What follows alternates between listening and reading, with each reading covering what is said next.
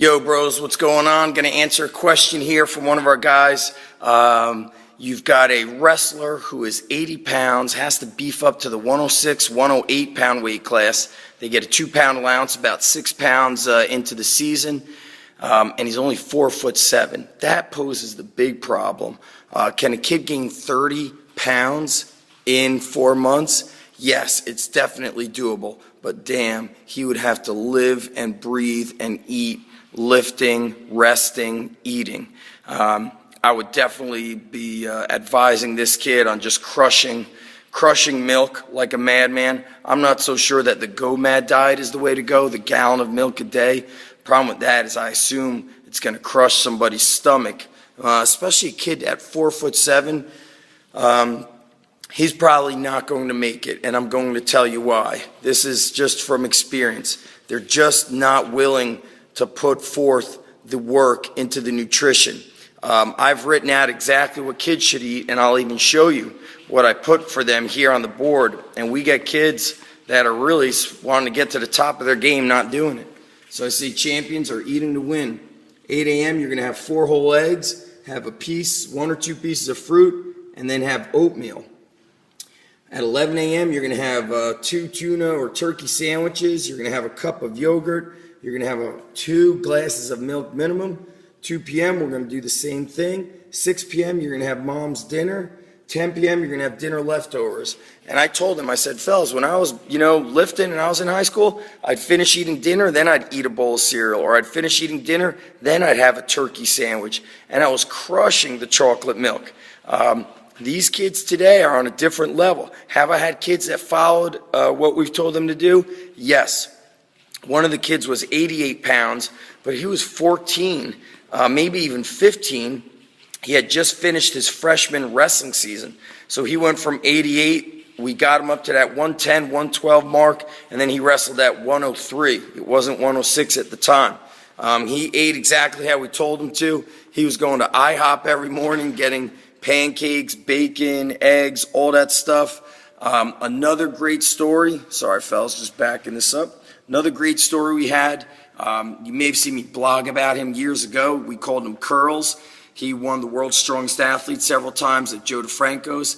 And he would have for breakfast, I think it was 8 eggs, 4 whites, 4 whole eggs. Then he'd have his oatmeal. Then he'd have a protein shake on top of it. Then while he was at school, he'd like go to the bathroom and have a protein bar. Then for lunch was always 2 sandwiches, milk, some other stuff. Then he'd go home, have another protein shake, more food. He'd train. Then it was dinner leftovers. He ate 5-6 times a day, had 2 protein shakes a day.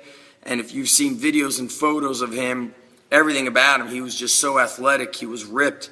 He was 230-something pounds, ripped. Abs, back was all ripped up. Kid was extremely athletic and extremely strong. He followed what we told him to do. Yesterday I sent a kid home midway through his workout because he couldn't finish his workout. He woke up at 12 noon, had a bowl of cereal, and then he had like 1 sandwich like around 3 o'clock. I was like, bro, it's fucking 6 o'clock. You're going to be a senior. You just came back from a national swim tournament and all you had was a bowl of cereal and a sandwich. He's like, that's not my normal day. I go, I don't give a fuck, bro.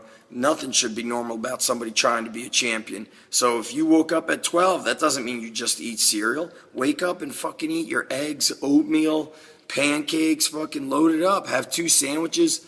Don't make excuses. So if I were you, I would make this kid very accountable.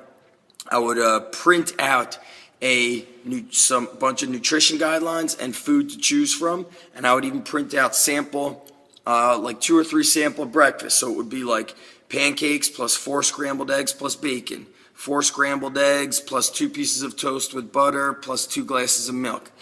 Do all that stuff, and that way, if he doesn't follow suit, you'll say, hey man, I showed you everything you're supposed to do, and if you're not doing it, that's the accountability. And we need to fucking turn these tables on people versus always everybody like, oh, I'm too tired, I woke up late, blah, blah, blah. Fuck that, dude. You want to win, show up 3 days a week, eat like a tank, train like a motherfucker, and do it. Now, regarding training for this kid, anybody who's undersized and underweight, you're going to want to do bodybuilding, sets, and reps. It's going to really help those kids put on the muscle. Anything with time under tension, absolutely we're going to do the functional training. So you might do one-arm dumbbell, one-arm kettlebell clean and press for 5 sets of 5. Or I like to do like a 5, 4, 3, 2, 1, letting them try to go heavier. Same thing I do on push-ups and pull-ups. I'll do 10, 8, 6, 4, 2, or do them weighted, 5, 4, 3, 2, 1. Do goblet squats, 5 sets of 5.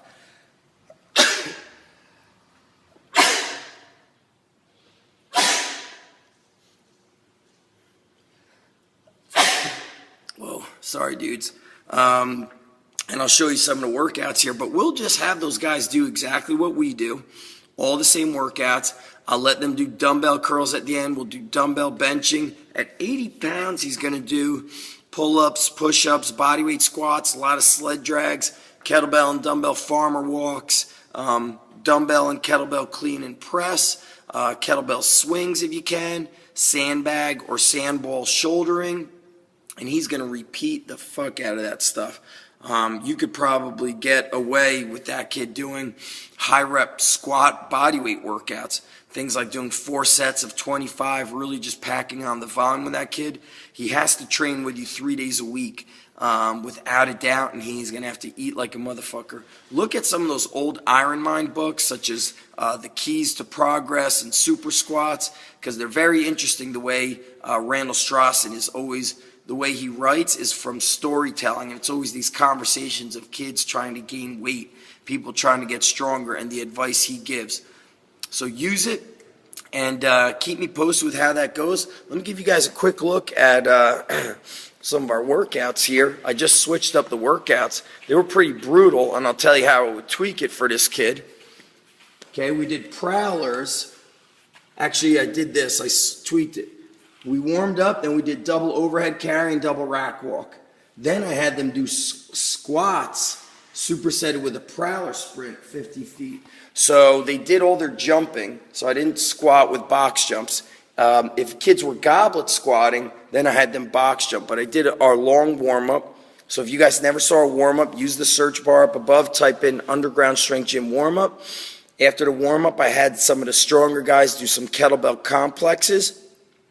Everybody did double overhead and double rack walks. Even our new kids that weigh 100 pounds, they carry 25-pound kettlebells over their head, racked them. Great for the abs. Strong guys did back squats and prowlers. Newer guys did kettlebell goblet squat for 5 sets of 5, plus the dog sled sprint.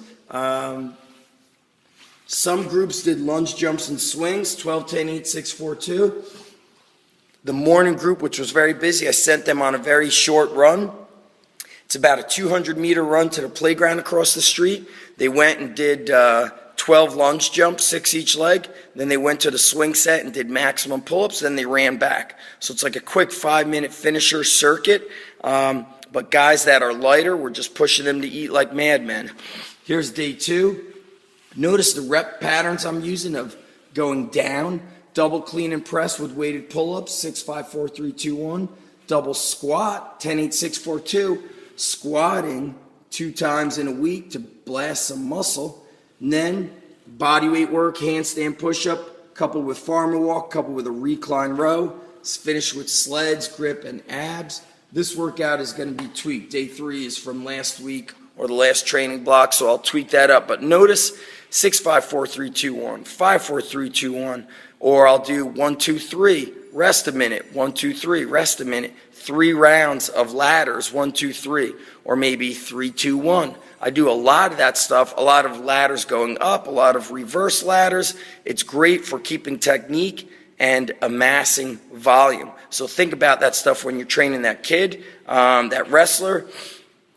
Can he gain 40 pounds? Hey, bro, this is going to be your project.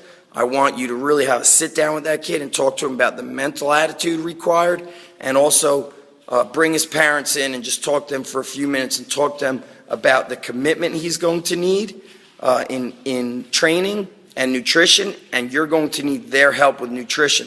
Some of the easiest things I tell these kids or their parents is I say, go buy a rotisserie chicken. Those things are like $6. Pick up a rotisserie chicken every day. Grill hamburger patties. Grill steaks. Cook the kids a lot of pasta. Get oatmeal so the kids can make their own breakfast by adding hot water. Very simple, but perhaps not easy. Let me know what you guys think. I'm so pumped that I'm just kind of answering questions through video. I want to give you guys everything I've got. And don't forget, you guys get 50% off on our 2-day certification. If you want to attend the 2-day cert, go to undergroundstrength.org/calendar. You'll see our certifications, and you have to send $550 to my email through PayPal and mention the date you want to attend. That's how I know you're an Inner Circle member. Do not share this with anybody else, fellas. All right? Much respect. Peace.